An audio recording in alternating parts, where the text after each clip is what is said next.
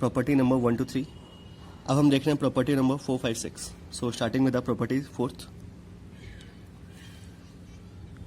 मैं प्रॉपर्टी को स्टार्ट करता हूँ एक छोटे से एग्जांपल से। पहले मेरे पास कोई एक मैट्रिक्स है, मैट्रिक्स ए 2 3 1 1 3 2 0 1 3। ये एक मैट्रिक्स, मैंने क्या किया, इस मैट्रिक्स में किसी एक नंबर का लाइक 2 का मल्टीप्लाई कर दिया। 2 मैट्रिक्स से, तो जब हम 2 का मल्टीप्लाई करते हैं किसी मैट्रिक्स में, 2 का पूरे में मल्टीप्लाई होता है। 2 2 4, 2 3 6, 2 1 2, 2 1 2, 2 3 6, 2 2 4, 0 2 6। ये गया कुछ इस तरीके से। ये तो हो गया मैट्रिक्स के केस में।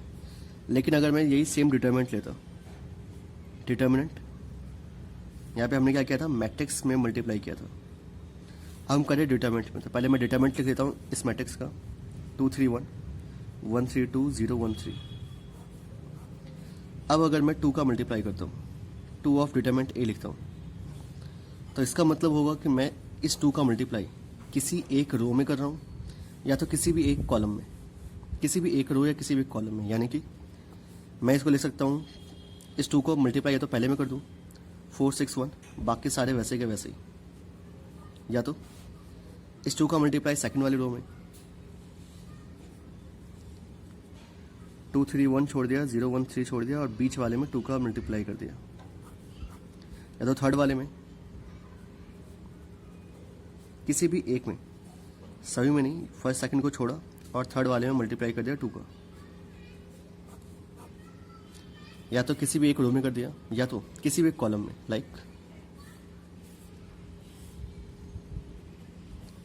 पहले कॉलम में करेंगे तो 4 2 0, सेकंड थर्ड को छोड़ दिया वैसे का वैसे ही, या तो थर्ड वाले कॉलम में कर दिया या सेकंड वाले में। तो मैं डायरेक्टली थर्ड का कर रहा हूँ, सेकंड का आप करके देखिएगा 2 4 6, पहला और दूसरा वैसे का वैसे ही छोड़ दिया। यानी कि सिंपल मीनिंग, अगर हम किसी भी नंबर का मल्टीप्लाई करते हैं डिटरमिनेंट में, ओके दैट्स अ डिटरमिनेंट, अगर आप किसी भी नंबर का मल्टीप्लाई करते हो डिटरमिनेंट में, तो वो या तो किसी एक रो में मल्टीप्लाई होगा या किसी एक कॉलम में। वो रो कोई भी हो सकती है, कॉलम कोई भी हो सकता है। अगर आप इस रो में करो तो इस पूरे रो के सभी एलिमेंट्स में, ऐसा नहीं सिर्फ किसी एक एलिमेंट में, सभी एलिमेंट्स में या तो इसमें कर दिया या तो इसमें, किसी भी एक रो या किसी भी एक कॉलम में। अगर मैं डिटरमिनेंट की बात करता हूँ तो डिटरमिनेंट के केस में क्या होता है, जब हम मल्टीप्लाई करते हैं किसी नंबर का तो वो सारे के सारे एलिमेंट से मल्टीप्लाई होता है 1 to लास्ट। ओके, तो ये अंतर है डिटरमिनेंट और मैट्रिक्स के मल्टीप्लिकेशन में। जब आप किसी एक नंबर का स्केलर का मल्टीप्लाई करते हो, किसी एक कॉन्स्टेंट का मल्टीप्लाई करते हैं, तो इस प्रॉपर्टी को याद रखिएगा। Next one, property number 5। तो प्रॉपर्टी 5 छोटा सा सिंपल सा है। मैं पहले एक छोटा सा क्वेश्चन लिखता हूँ, उसके बाद हम इसको देखते हैं। क्वेश्चन नहीं, एक छोटा सा डिटरमिनेंट जो कि आपकी बुक में भी साफ साफ लिखा हुआ है। मैं पहले पढ़ के सुनाता हूँ। इफ सम और all elements of a row और column of a determinant are expressed as a sum of 2 और मोर टर्म्स। अगर आप किसी भी एक डिटरमिनेंट को, जैसे कि डिटरमिनेंट था, हमने क्या किया, इसमें फर्स्ट रो को तोड़ दिया छोटे छोटे पार्ट्स में, A1 + K1। यहाँ पे मान लीजिए कैपिटल A1 था पहले, यहाँ पे कैपिटल A2, यहाँ पे कैपिटल A3। इसको हमने तोड़ दिया small A1 + K1, A2 + K2 या A3 + K3 में।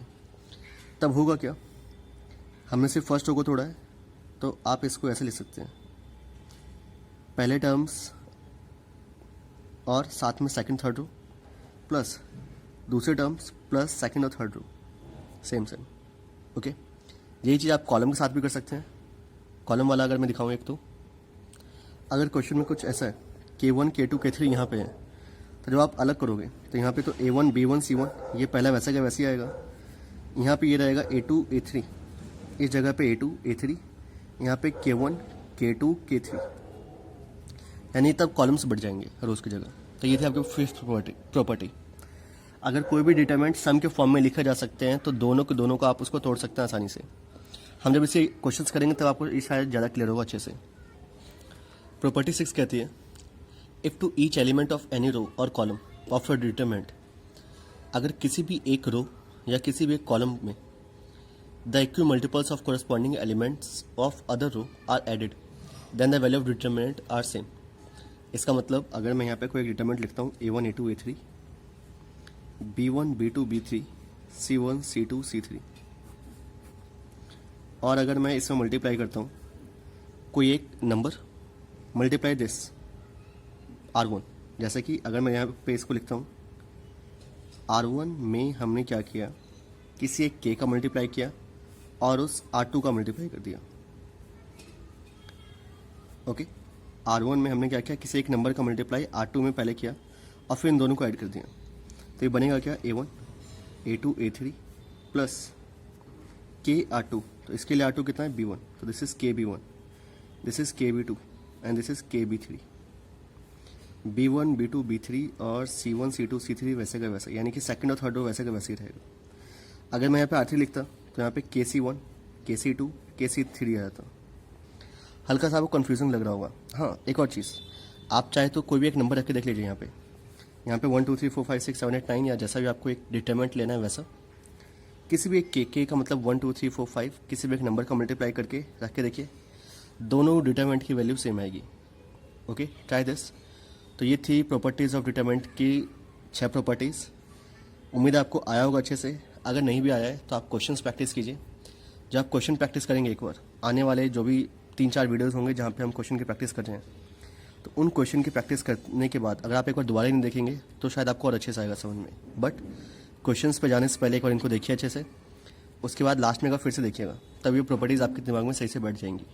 थैंक यू, मिलते हैं नेक्स्ट वीडियो में।